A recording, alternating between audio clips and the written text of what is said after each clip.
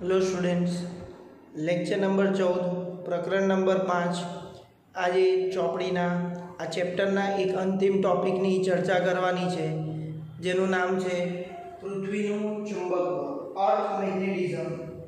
પૃથ્વીના ચુંબકત્વને લઈને ઘણા બધા ખ્યાલો પ્રચલિત છે। વર્ષો પહેલા એવું માનવામાં આવતું હતું કે પૃથ્વીના પિટાળમાં પૃથ્વીનો જે ગર્ભ ભાગ છે ત્યાં એક મોટું વિશાળ ચુંબક છે એવું માનવામાં આવતું, પણ એ સમય અનુસાર ખોટું નીવડ્યું। બીજી એક વાત એ છે આ ટોપિક જોડે કે જે છોકરાઓને આગળ ફિઝિક્સમાં ઇન્ટરેસ્ટ હોય અને એ લોકો આવા ટોપિકમાં પણ રસ ધરાવતા હોય તો એ લોકો માટે આ એક ઓપન એવું કહેવાય કે એક ગોલ્ડન ઓપોર્ચ્યુનિટી છે, કારણ કે આ ટોપિક અત્યાર સુધી જે એનસીઈઆરટી બુક છપાઈ એ વખતે જે ઇતિહાસ હતો એ છાપીને અત્યારે આપણને થોડો એક ભાગ પૃથ્વીના ચુંબકત્વ વિશે સમજાવ્યો છે, પણ આ અત્યારે રિસર્ચનો ટોપિક છે। ઘણા બધા વૈજ્ઞાનિકો આની પાછળ કામ કરી રહ્યા છે। તમે જો નાસા અને બધાની વેબસાઇટમાં પણ ઇન્ટરેસ્ટ ધરાવતા હો તો નાસાની વેબસાઇટ પણ જોઈએ ને તો એ દર વખતે પૃથ્વીની જે ચુંબકીય ક્ષેત્ર રેખાઓ છે અર્થ મેગ્નેટિક ફિલ્ડ છે ફિલ્ડ લાઇન્સ એનો એક ફોટો ઘણી વખત શેર કરતા હોય છે અને એ સમયાંતરે બદલાય છે। સમયાંતરે બદલાવનો અર્થ આજે મૂક્યો ને 2 મહિના પછી બદલાય એવું નથી, એ સમયગાળો ઘણો લાંબો છે। તો કહેવાનો મતલબ આ રિસર્ચનો ટોપિક છે। જે કોઈ વિદ્યાર્થીને ફ્યુચરમાં આના વિશે એક ફિઝિક્સમાં ઇન્ટરેસ્ટ હોય અને આગળ તમારું કોઈ સ્કોપ ડેવલપ કરવો હોય તો અર્થ મેગ્નેટિઝમ એ એક અત્યારનો લેટેસ્ટ ટોપિક છે। તો આજે આપણે આ ટોપિકને સમજતા પહેલા એના જે પહેલી પ્રચલિત માન્યતાઓ હતી એ સમજ્યા કે પૃથ્વીના ગર્ભભાગમાં એક મોટું ચુંબક અસ્તિત્વ ધરાવે છે અને એના લીધે મેગ્નેટિક ફિલ્ડ લાઇન છે, પણ એ વાત ખોટી નીવડી। ત્યારબાદ આપણને એનસીઈઆરટીમાં ડાયનેમો ઇફેક્ટ કરીને એક થિયોરી નાની અમથી રજૂઆત બતાવી છે। તો આપણે આખા જે અર્થ મેગ્નેટિઝમને સમજવા માટે એના 3-4 નાના ટુકડામાં પ્રશ્નોમાં આપણે વિભાજન કરીને 1 બાય 1 સમજીશું। શરૂઆત કરીએ ડાયનેમો અસર। ડાયનેમો અસર 2 માર્ક્સમાં પૂછી શકે, એનાથી કોઈ પણ પ્રશ્ન આ વર્ષે બોર્ડમાં 2 માર્ક્સમાં પૂછવાની શક્યતા મહત્તમ છે, કારણ કે આ ટોપિક જ તમને ભણાવવામાં આવશે। આ ટોપિક જ તમારા સિલેબસમાં છે આ વર્ષના, તો સમજીને ખૂબ ધ્યાનપૂર્વક સમજી લેજો, કારણ કે અહીંયા થોડું 3D ઇમેજિનેશન છે, કારણ કે પૃથ્વી એ ગોળો છે અને ગોળો એટલે 3D ઓબ્જેક્ટ। તો હવે આપણે સમજીએ પહેલા પહેલું ડાયનેમો ઇફેક્ટ કોને કહેવાય। તો વિદ્યાર્થી મિત્રો, તમને ખબર છે પૃથ્વી ગોળાકાર છે, પોતાની ધરીની આસપાસ પરિભ્રમણ કરે છે અને એના લીધે આપણને ખબર છે કે જો પૃથ્વી પોતાની ધરીની આસપાસ પરિભ્રમણ કરે તેમજ સૂર્યની આસપાસ પરિભ્રમણ કરે છે તો પૃથ્વીના ગર્ભમાં જે ખૂબ પ્રચંડ લાવા છે અને તાપમાનના લીધે જે આયર્ન નિકલ જેવી ધાતુઓ છે એ બધું ઓગળી ગયું છે, એટલે પ્રવાહી સ્વરૂપમાં છે, એકદમ પીગળેલ પ્રવાહી સ્વરૂપમાં જે નિકલ અને આયર્ન છે તો એ સપાટી પર એ જ્યારે પૃથ્વી ભ્રમણ કરે છે તો આવા આયનો પણ પરિભ્રમણ કરે છે, અને જો પૃથ્વી ભ્રમણની સાથે એ નિકલ આયનના જે આયનો પણ પરિભ્રમણ કરતા હોય તો તમને ખ્યાલ છે કે દરેકમાં એક ઇલેક્ટ્રોન, તમે પ્રકરણ 4 માં ભણી ગયા, ઇલેક્ટ્રોન જો વર્તુળમય માર્ગે પરિભ્રમણ કરે તો એની જોડે કઈ ચુંબકીય ડાયપોલ મોમેન્ટ છે, તો એવું કહી શકાય કે આ જે પીગળેલ ફોર્મ છે Fe અને નિકલની જે ગતિ છે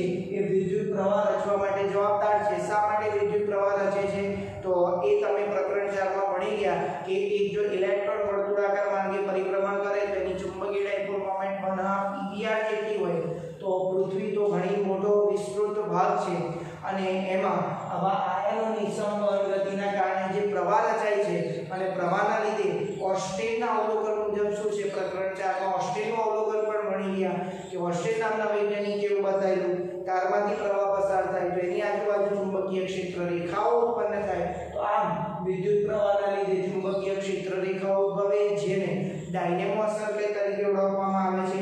ત્યારબાદ હવે આપણે સમજીશું ડાયનેમો અસર સમજ્યા બાદ આજે આ ટોપિકને સમજવા માટે પહેલા પૃથ્વીનું ચુંબકીય ક્ષેત્ર કેવી રીતે અસ્તિત્વમાં આવ્યું અને એના પાછળની કાલ્પનિક માન્યતા શું છે એ આજે ભણવાનો પ્રયત્ન કરીએ।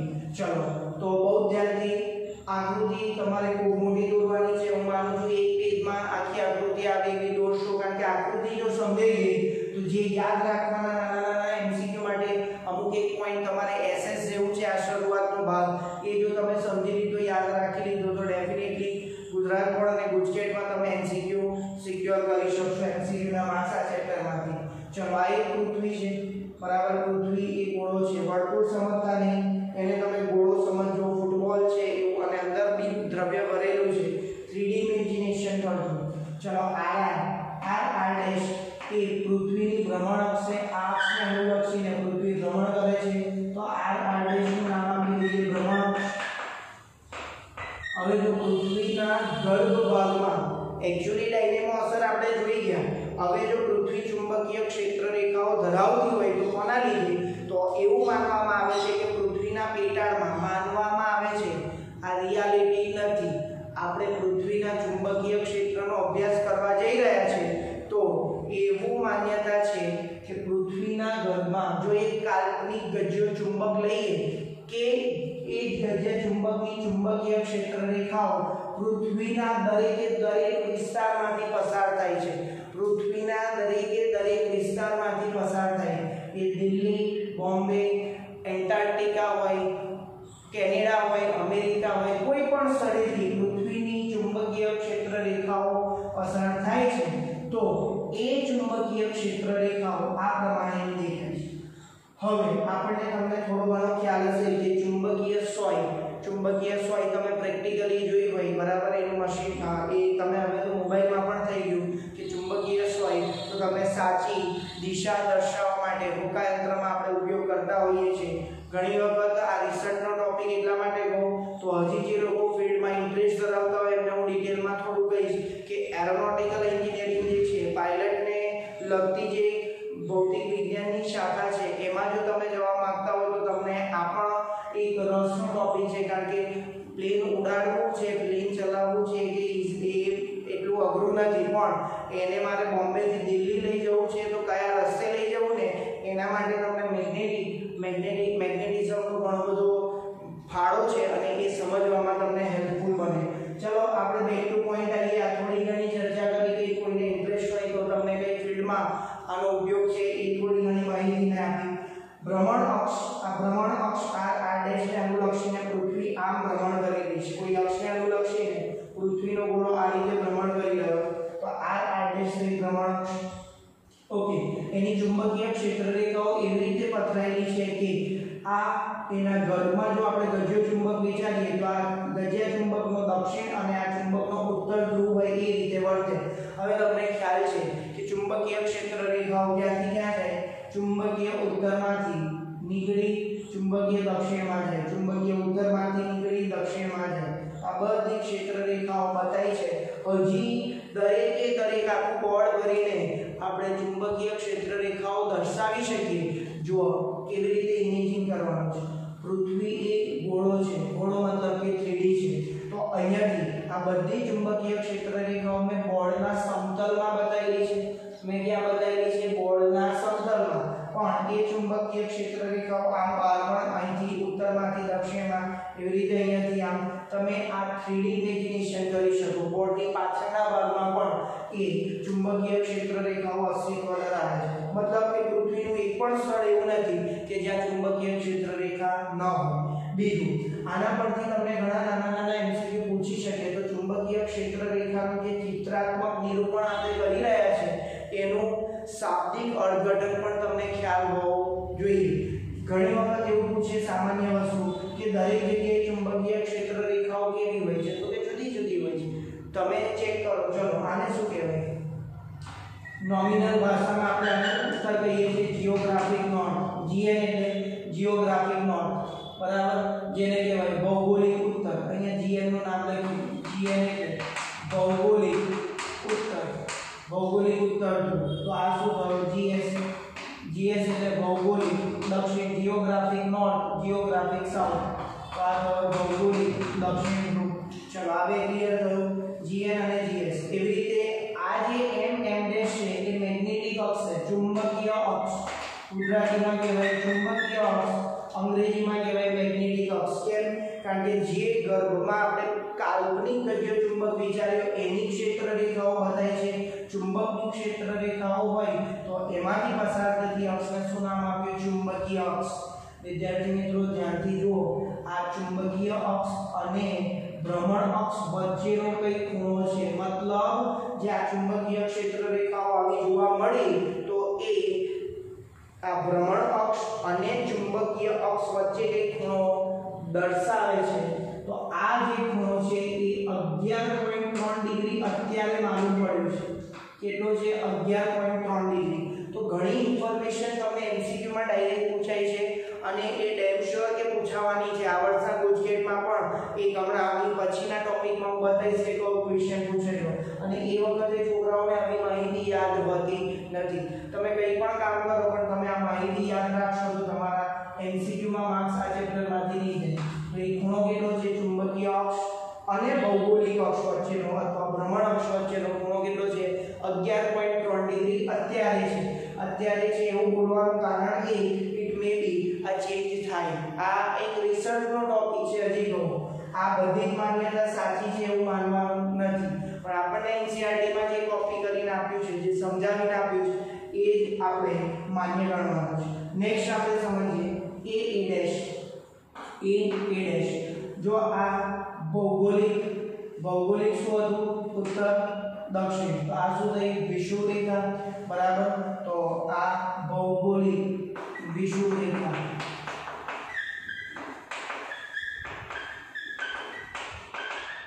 તેવી રીતે BB' શું થયું? BB' ભૌગોલિક વિષુવવૃત્ત રેખા એ ભૌગોલિક અક્ષને લંબ છે. એવી રીતે ચુંબકીય અક્ષને લંબ કઈ છે? એ BB' છે. ચુંબકીય વિષુવવૃત્ત રેખા. ચુંબકીય વિષુવવૃત્ત રેખા. ચલો GN અને GS ના નામ સમજી લીધા.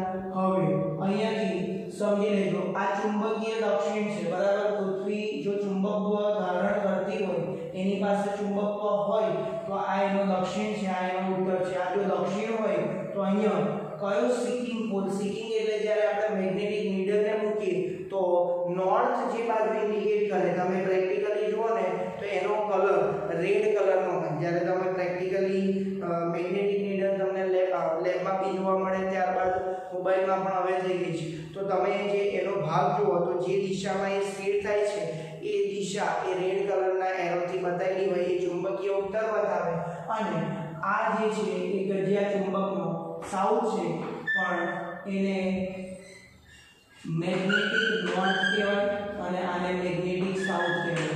તમે ઈઝીલી ભાષામાં એવી રીતે યાદ રાખી શકો કે અહીંયા સાઉથ હોય તો ચુંબકનો સાઉથ છે તો એ મેગ્નેટનો નોર્થ થશે અને અહીંયા શું થશે? સાઉથ. બરાબર. ઘણી રેફરન્સ બુકોમાં આ નામ સાઉથ અને નોર્થ તરીકે પણ આપે છે. હાલ આપણે NCERT મુજબ આને મેગ્નેટિક નોર્થ અને મેગ્નેટિક સાઉથ કહીશું. તો MS શું થયું? બોલો MS શું થયું? ચુંબકીય દક્ષિણ અને MN ચુંબકીય ઉત્તર. ફરી એક વખત કહી દઉં, ચુંબકીય દક્ષિણની નજીક કોણ છે? ગજિયા ચુંબકનો કાલ્પનિક ગજિયા ચુંબકનો ઉત્તર. અને ચુંબકીય ઉત્તરની નજીક કોણ છે? કાલ્પનિક ગજિયા ચુંબકનો દક્ષિણ. તો હાલ આ પૃથ્વીની ચુંબકીય ક્ષેત્રની બધી સમજણ આપણે કોમનલી મેળવી લીધી. હજી થોડી એક ઇન્ફોર્મેશન જે પ્રેક્ટિકલી તમારે યાદ રાખવાની છે. આમ જોઈએ તો SS સોશિયલ સાયન્સમાં જે તમે યાદ રાખતા હતા ઇતિહાસ ભૂગોળમાં કે આ વર્ષમાં આવું થયું, એવું થોડી ઘણી એક ઇન્ફોર્મેશન છે. એમાંથી એક ઇન્ફોર્મેશન આપણે જોઈ લીધી. ચલો નેક્સ્ટ જોઈએ કે પૃથ્વીનું જો ચુંબકીય ક્ષેત્ર છે તો એ કયા ક્રમનું છે? તો 10⁻5 ટેસ્લાના ક્રમનું છે. જે દાખલાઓ ગણીશું ત્યાં પણ તમને એવું ધ્યાનમાં આવવું જોઈએ કે ક્યારે બી અર્થ મેગ્નેટિઝમ એ 10⁻5 ટેસ્લાથી વધેલું હોવું ન જોઈએ. અને વિદ્યાર્થી મિત્રો નેગેટિવ પાવર છે એ પણ ધ્યાન રાખજો. 1 ટેસ્લા એની કમ્પેરમાં બહુ મોટો યુનિટ થયો, બહુ મોટો એકમ કહી શકાય. તો આ એક ઇન્ફોર્મેશન તમારે યાદ રાખવાનું છે કે પૃથ્વીનું ચુંબકીય ક્ષેત્ર આટલા ક્રમનું છે. ઓકે. પૃથ્વીની ચુંબકીય ક્ષેત્ર રેખાઓ પૃથ્વીના કેન્દ્રમાં રહેલા કાલ્પનિક ડાયપોલ જેવી છે. ડાયપોલ એટલે ગજ્યો ચુંબક. કાલ્પનિક એક ગજ્યા ચુંબક જેવી છે જે આકૃતિમાં આપણે બતાવી છે. અને બે અક્ષો વચ્ચેનો ખૂણો 11.3 ડિગ્રી છે અત્યારે. ત્યારબાદ આ ચુંબકીય ડાયપોલ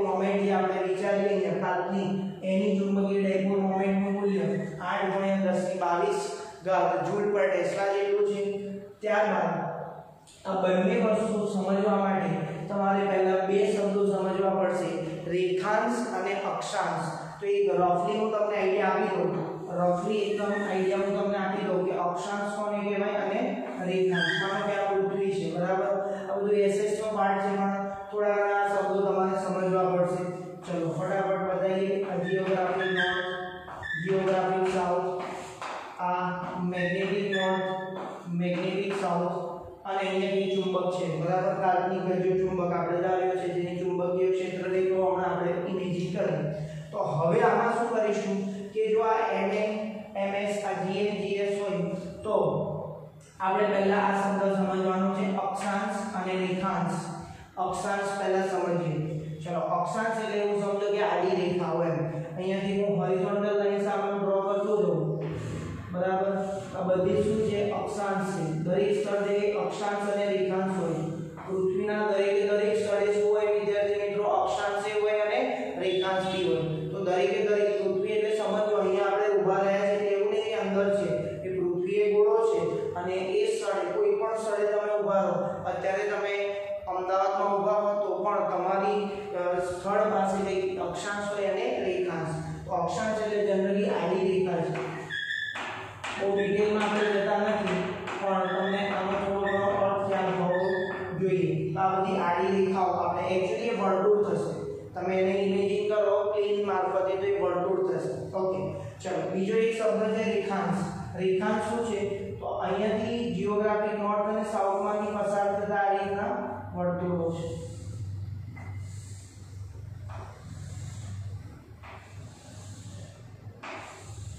તો આ રીતે આ જે છે એ અક્ષાંશ છે, આ રેખાંશ છે, અને હોરિઝોન્ટલ જે બતાવેલા છે એ અક્ષાંશ છે. તો પૃથ્વીના દરેક સ્થળે અક્ષાંશ પણ છે અને રેખાંશ. તો હવે વૈજ્ઞાનિકોએ આપણને એવું શોધીને આપેલું છે કે આ જે મેગ્નેટિક નોર્થ આવ્યો અને આ મેગ્નેટિક સાઉથ છે, ચુંબકીય અક્ષ છે, એમ જે ચુંબકીય અક્ષ છે, અને આ મેગ્નેટિક નોર્થ મેગ્નેટિક સાઉથ છે. તો એકચ્યુઅલી આ કયા સ્થળે છે? પૃથ્વીના કયા સ્થળે છે? તો મેગ્નેટિક નોર્થ ઉત્તર કેનેડામાં અને મેગ્નેટિક સાઉથ એ એન્ટાર્કટિકામાં કંઈક છે. ઓકે, અને એ કેટલા ડિગ્રીએ છે? તો એનો પણ તમને આન્સર ડિટેલિંગ એ ટેક્સ્ટબુકમાં આપેલું છે. અને જો ટેક્સ્ટબુકમાં આપ્યું છે તો તમારે કદાચ MCQમાં આ ઇન્ફોર્મેશન પૂછે તો તમારે યાદ હોવી જોઈએ. તો આપણો બીજો ક્વેશ્ચન પૂરો થયો કે પૃથ્વીનું ચુંબકીય ક્ષેત્રની ચુંબકીય ક્ષેત્ર રેખાઓ અને એના વિશેની અમુક બેઝિક ઇન્ફોર્મેશન. હવે આપણે આગળ તરફ જઈએ, જેમાં બે પાર્ટ રહ્યા છે. ચાર વ્યાખ્યાઓ આપણે સમજી લઈશું: magnetic dip angle, magnetic declination, geographic meridian અને ચુંબકીય મેરિડિયન.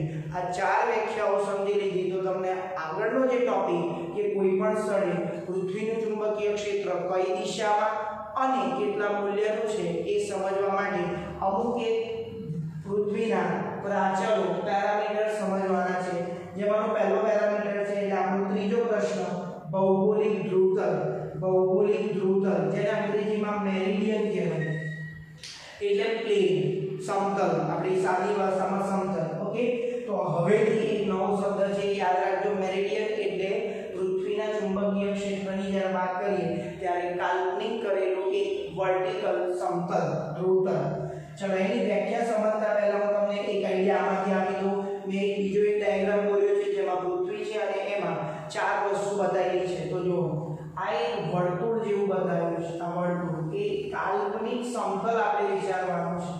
હવે આ બધું તમને ઇમેજિનેશન કરવું હોય તો પૃથ્વી તરીકે તમે એક સફરજન લઈ લો, અને હવે જે વાતો આપણે કરીએ છીએ એ સફરજનને તમે ચપ્પુ વડે કાપીને પણ ઇમેજિન કરી શકો. ઓકે, ચલો તો આ એક આપણી એક્સિસ છે, પૃથ્વીની ભ્રમણ અક્ષ જેને ભૌગોલિક અક્ષ પણ કહેવાય, બરાબર. આ છે ચુંબકીય અક્ષ.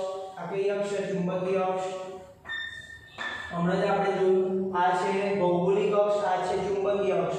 ભૌગોલિક અક્ષમાંથી પસાર થતું એક કાલ્પનિક સમતલ, ભૌગોલિક અક્ષમાંથી પસાર થતું એક કાલ્પનિક સમતલ જો વિચારીએ એટલે માની લો કે સફરજન છે અને વચ્ચેથી આપણે સફરજનના બે ભાગ કરી દઈએ તો હવે જે ભાગ દેખાયો એ તમને પેલા વાડકા જેવો દેખાશે. તો એ ભાગ એટલે આ ટાઈપનો હું પૃથ્વીને પૃથ્વીનો ગોળો છે બરાબર, એને હું વચ્ચેથી કટ કરી દઉં તો મને આવો શેપ દેખાય.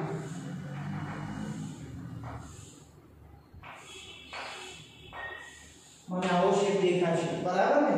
પૃથ્વીને જો આપણે વચ્ચેથી કટ કરી દઈએ વિદ્યાર્થી મિત્રો તો આપણને આવો એક શેપ જોવા મળે. તો આ જે રફ ડાયાગ્રામ બતાવ્યા છે આવો એક ભાગ જોવા મળે, એટલે એક વર્તુળ તમને દેખાય છે એને બતાવ્યું છે. તો આ છે ભૌગોલિક મેરિડિયન.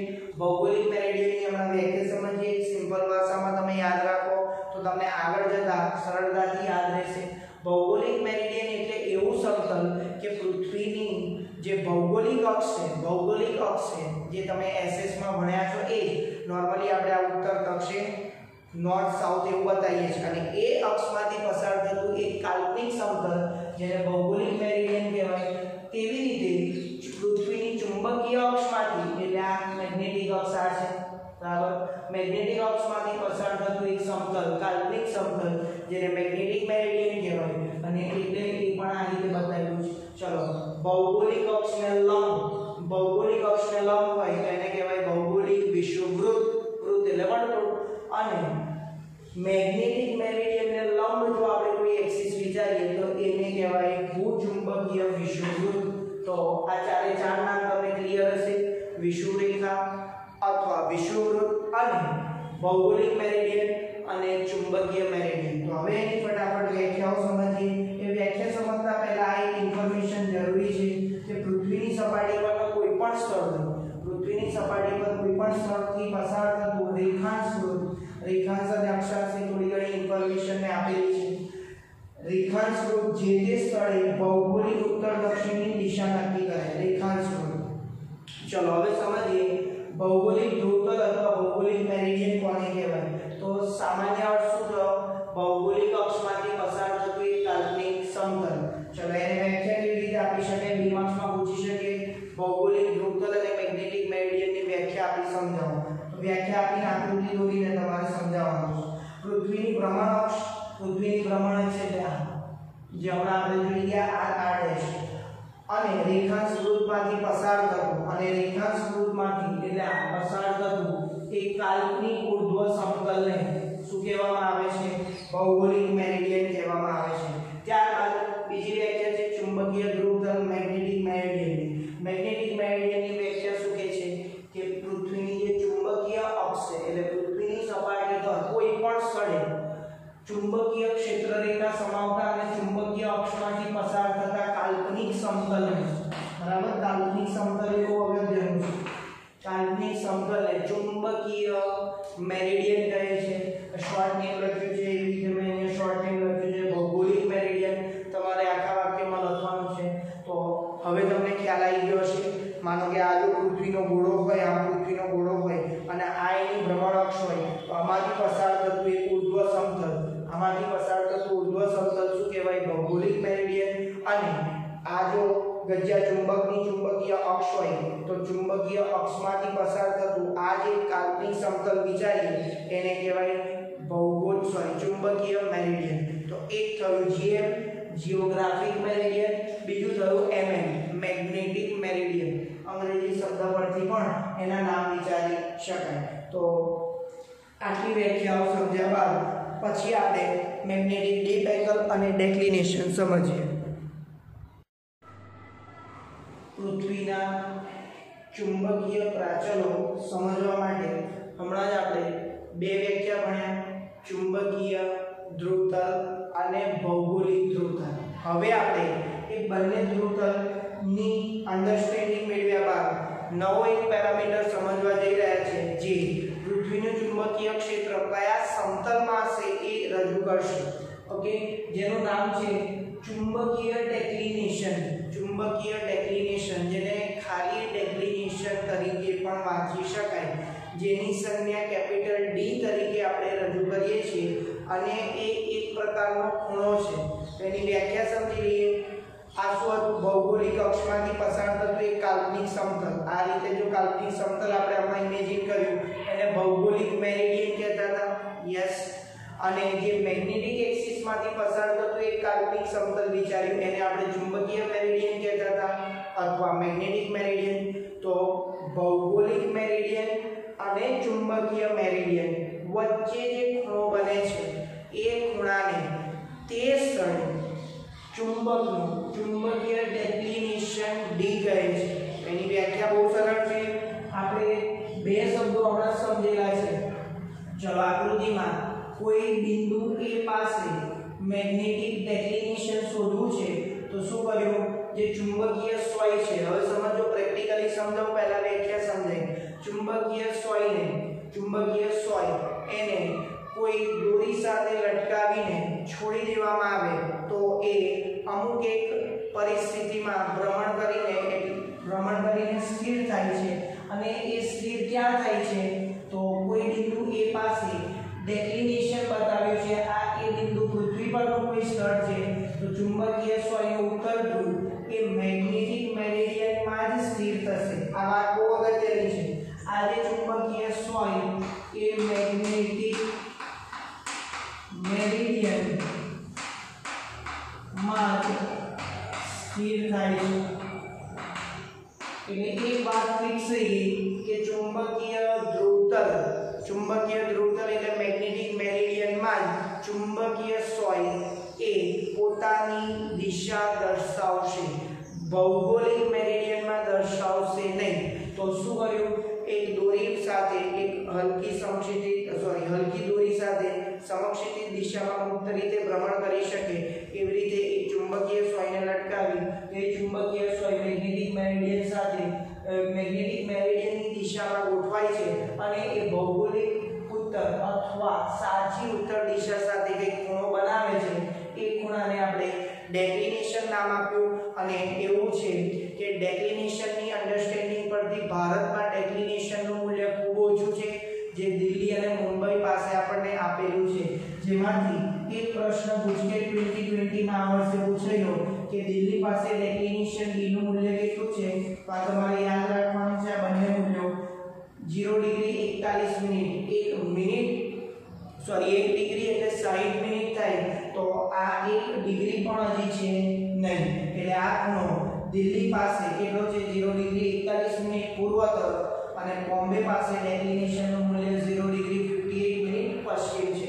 એમાં તો એક ક્વેશ્ચન ગુજસેટમાં પૂછેલો તો ડાયાગ્રામ દોરવાનો 2 માર્ક્સમાં જો તમને થિયરી પૂછે તો ડાયાગ્રામ દોરો, વ્યાખ્યા લખો અને અન્ડરસ્ટેન્ડિંગ બતાવો, તો ડાયાગ્રામ તમને ક્લિયર થવો જોઈએ। અને આ વાત બહુ ઇમ્પોર્ટન્ટ છે કે ચુંબકીય સોય એ મેગ્નેટિક મેરિડિયનમાં કેવી થાય છે, સ્થિર થાય છે, જેનો આ ચુંબકીય ઉત્તર છે, આ દક્ષિણ છે।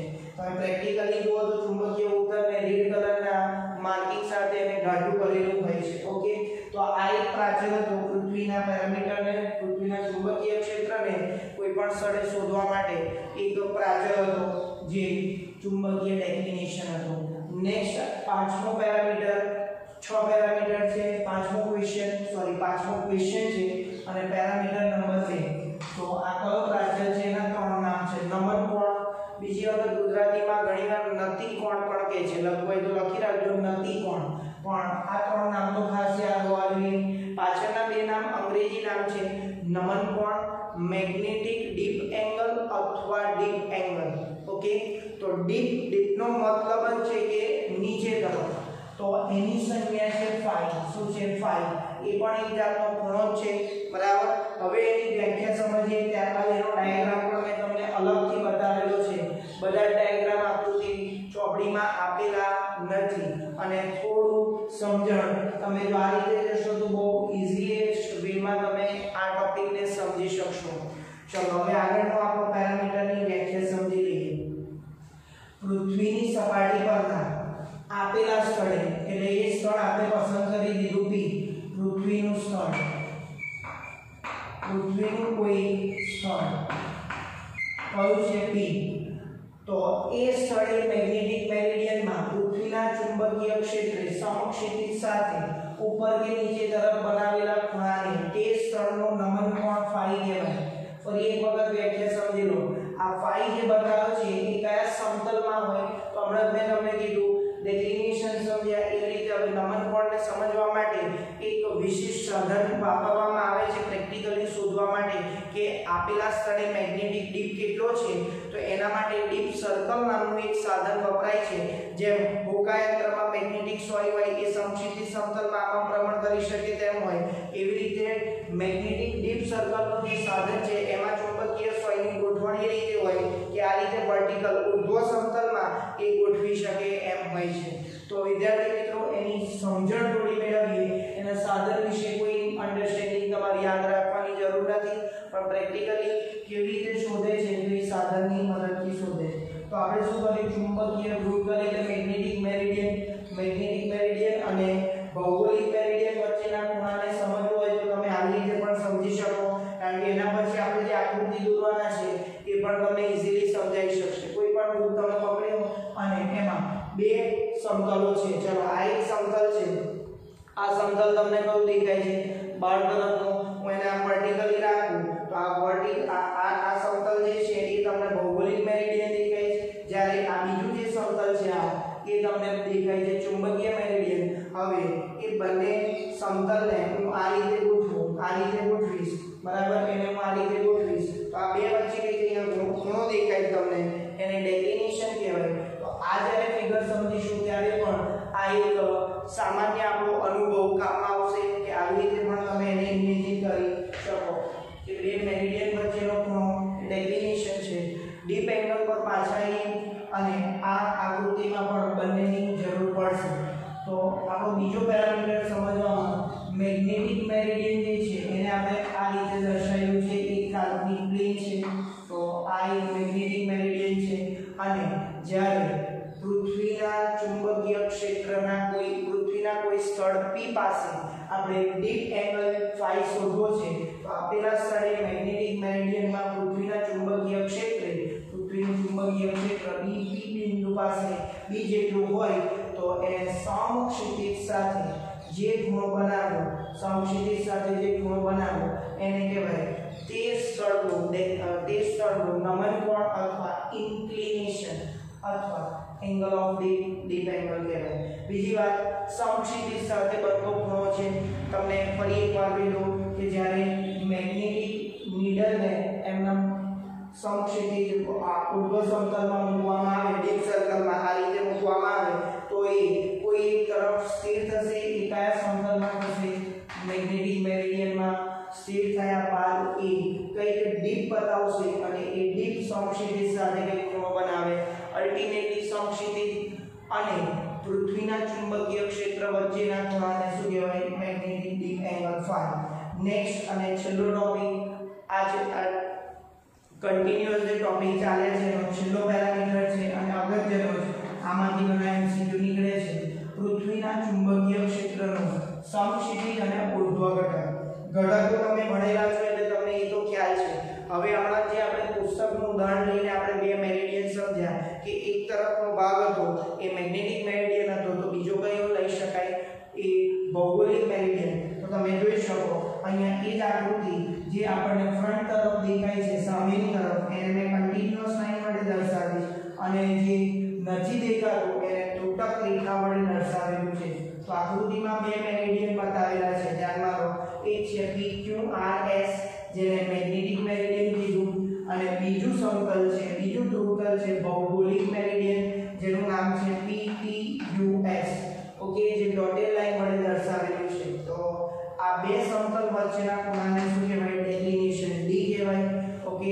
ડેક્લિનેશન D આપણે નોટ કરીએ PQRS PSUT આ છે મેગ્નેટિક મેરિડિયન અને આ છે ભૌગોલિક મેરિડિયન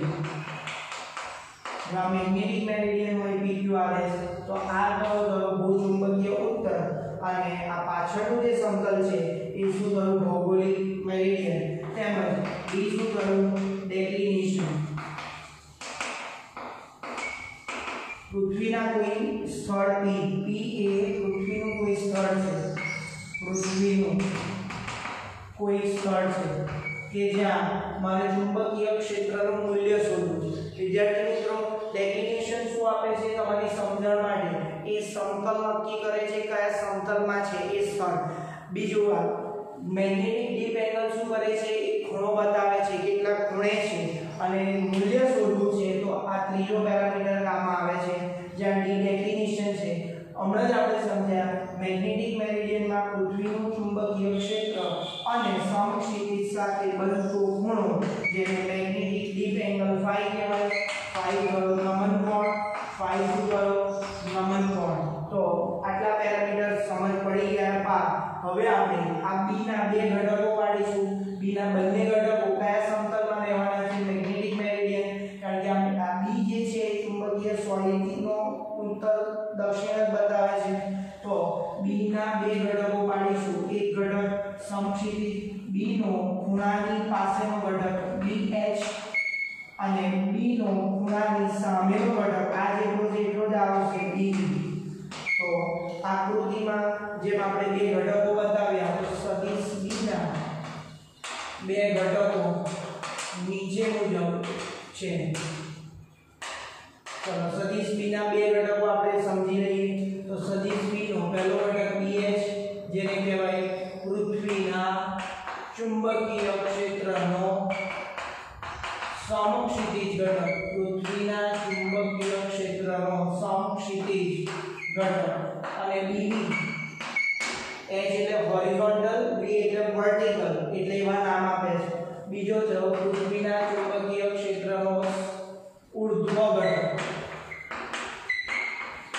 સમક્ષિતિજ ઘટક અને ઊર્ધ્વ ઘટક. ચલો બંનેના સૂત્રો આપણે નોટ ડાઉન કરીએ. તો BH શું થાય?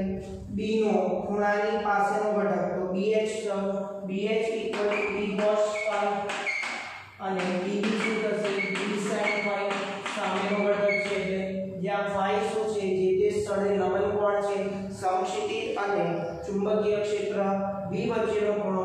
B છે એ પરિણામી ચુંબકીય ક્ષેત્ર જે તે સ્થળ P પાસેનો. તો આટલી વિગત ક્લિયર થઈ ગઈ.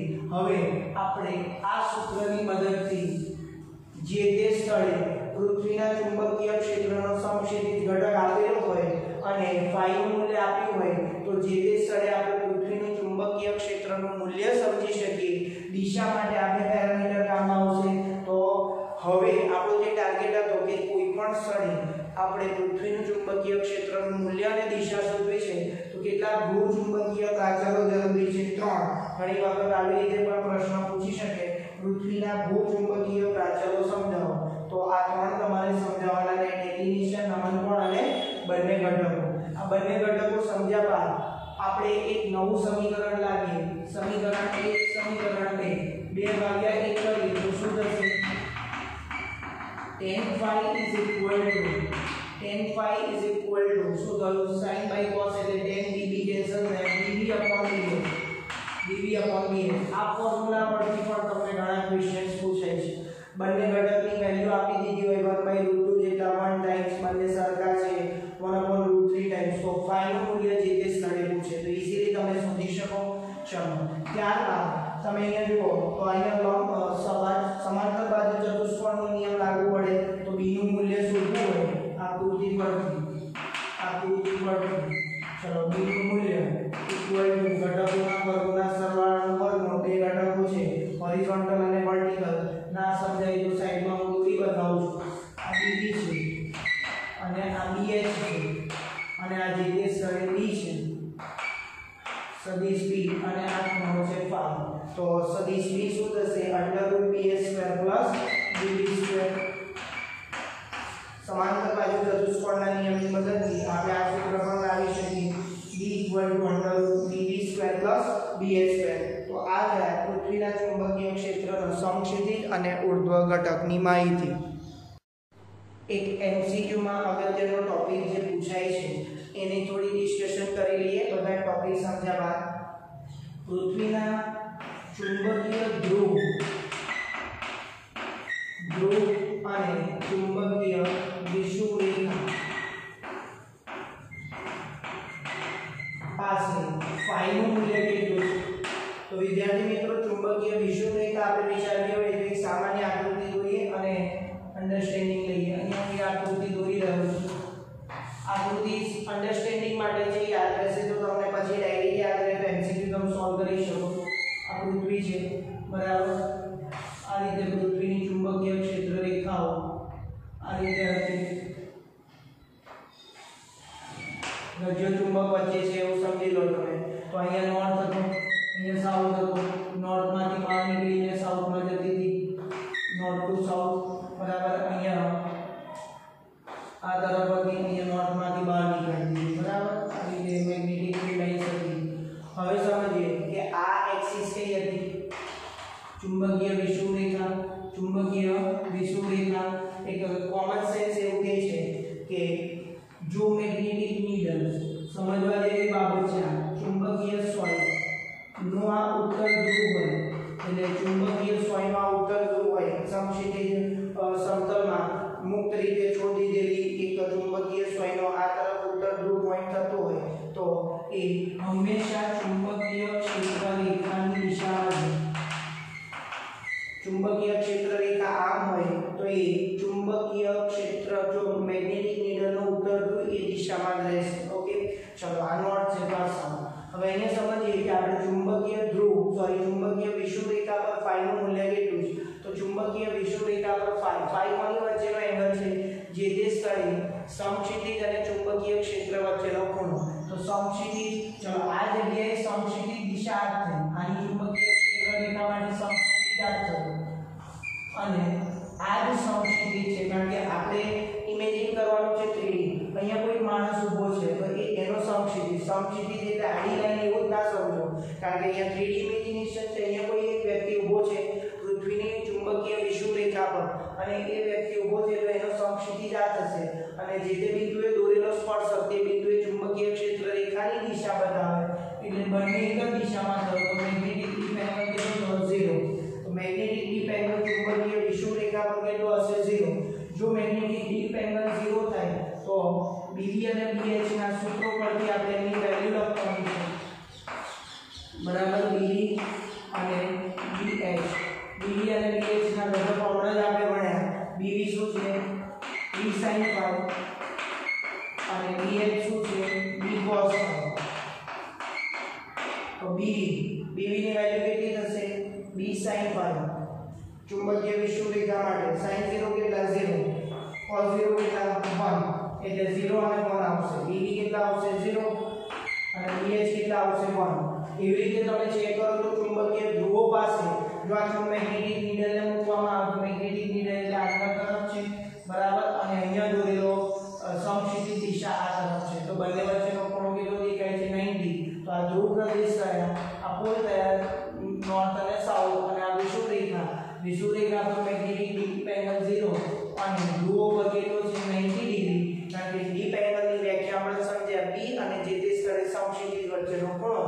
તો ચુંબકીય ક્ષેત્ર રેખા આમ જાય છે અને આ સમક્ષિતિજ. દરેક સ્થળે એ જુદો જુદો હશે, પણ એવું સમજી શકાય કે જેમ જેમ ધ્રુવો પરથી વિષુવરેખા પર જઈએ તેમ તેમ phi નું મૂલ્ય કેવું થાય છે? ઘટતું જાય છે. તો એ પણ આપણે નોંધીએ. ચલો આ બે સૂત્ર પરથી હવે phi ની વેલ્યુ 90 મૂકી, sin 91 થાય તો BB = B થાય અને cos 90 0 થાય તો BH કેટલા થશે? 0 અને આ phi કેટલો થયો? 90. તો આ સૂત્રો પરથી અને આ અન્ડરસ્ટેન્ડિંગ પરથી તમે સમજી શકો અને એનું એક કન્ક્લુઝન આવું નીકળી શકે કે જેમ ધ્રુવો પરથી વિષુવરેખા પર જઈએ તેમ આ બધી ચુંબકીય ધ્રુવોની વાત ચાલે. ચુંબકીય ધ્રુવોથી ચુંબકીય વિષુવરેખા પર જઈએ તેમ phi નું મૂલ્ય ઘટતું જાય. મૂલ્ય 90 માંથી ઘટી 0 ડિગ્રી થાય છે. 90 ક્યાં થશે? ધ્રુવો પાસે અને 0 ક્યાં થશે? વિષુવરેખા પાસે. તો આઈ હોપ કે આવા MCQ તમને ઘણા બધા જોવા મળશે જેમાં ડાયરેક્ટ વેલ્યુ પૂછે છે. તો તમે આ ટોપિકને પ્રોપરલી રેડી કરશો તો બોર્ડ માટે તમારા જે આ 5 માર્ક્સનું ચેપ્ટર છે એ તમારું રેડી થઈ જશે. Thank you.